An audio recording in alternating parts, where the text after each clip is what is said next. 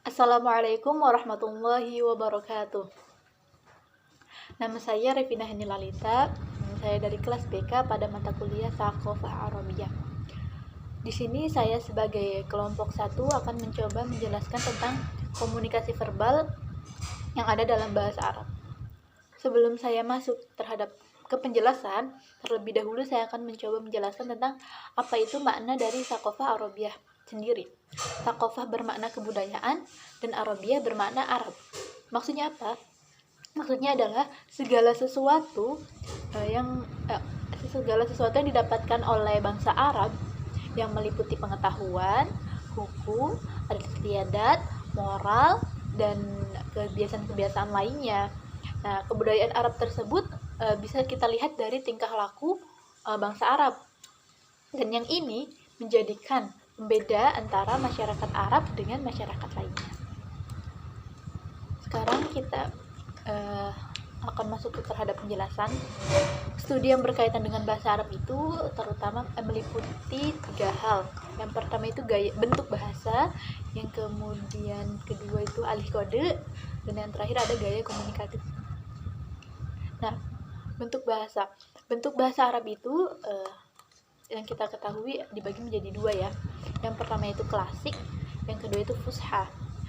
Yang klasik kita bisa lihat contohnya yang terdapat bahasa Arab yang terdapat pada Al-Quran. Kemudian yang fusha itu biasanya digunakan oleh masyarakat Arab di bagian pemerintahan atau ketika dakwah gitu. Kemudian yang kedua itu alih kode.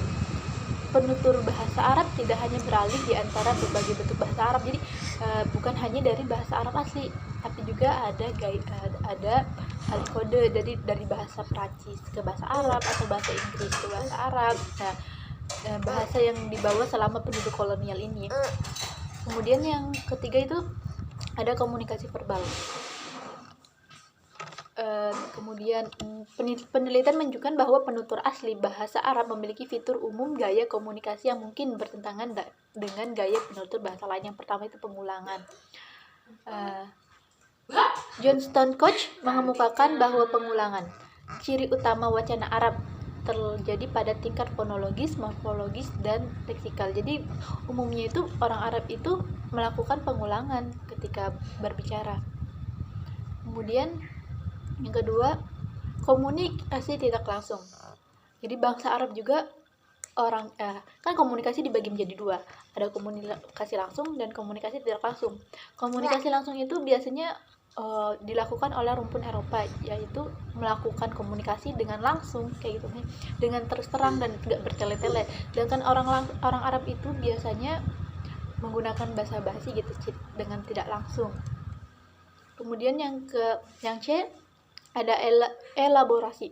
Nah, ciri ketiga gaya komunikasi bahasa Arab elaborasi ini mengacu pada penggunaan bahasa yang kaya dan ekspresif, di mana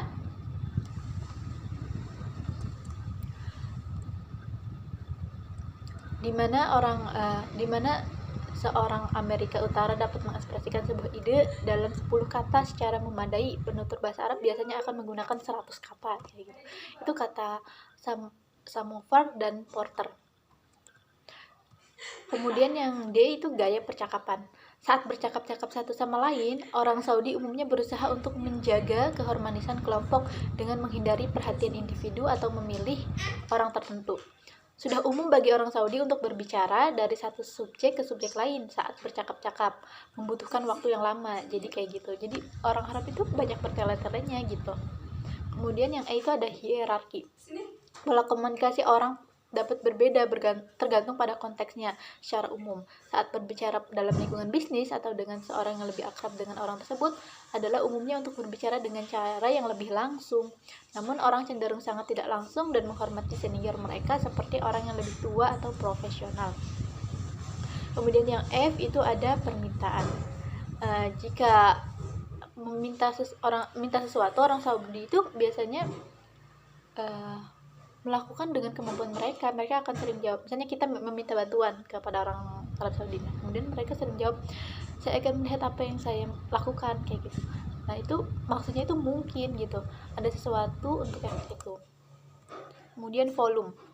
Nah, pria Saudi mungkin berbicara keras dengan nada meninggi. Ini dilihat sebagai karakteristik positif daripada negatif. Jadi orang Arab kalau ngomong itu nadanya keras dan tinggi, ini positif, biasa aja gitu. Berteriak bisa menunjukkan ketulusan dan keterlibatan dalam percakapan.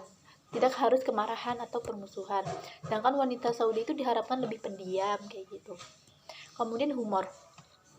Orang Arab Saudi cenderung memiliki humor yang mencela diri sendiri gitu. Orang seringkali merasa nyaman mengolok-olok diri sendiri. Namun, beberapa mungkin sensitif tentang dipermalukan dan ditertawakan. Orang Saudi itu kalau misalnya lelucon itu ya mencelanya diri sendiri gitu. Kemudian berkah. Berkah dikatakan setiap hari di Arab Saudi. Ini adalah ekspresi bahwa bahasa Arab singkat yang mengharapkan campur tangan Tuhan bergantung pada situasinya. Kayak misalnya, semoga Tuhan memberi Anda kesehatan, berkah, barakallah, seringkali diucapkan daripada terima kasih, barakallah, kayak Masya Allah, barakallah gitu. Kemudian sumpah serapah. Sumpah serapah sangat jarang terjadi dalam budaya Saudi dan dianggap menunjukkan kurangnya kesopanan. Jika seseorang bersumpah, hal ini biasanya diucapkan dalam bentuk kutukan. Misalnya, semoga Tuhan mengutuk keluargamu. Begitu. Mungkin penjelasan dari saya cukup sekian. Kurang dan lebihnya saya mohon maaf yang sebesar-besarnya. Akhirul kalam. Wallahul muwaffiq ila aqwamit thoriq. Wassalamualaikum warahmatullahi wabarakatuh.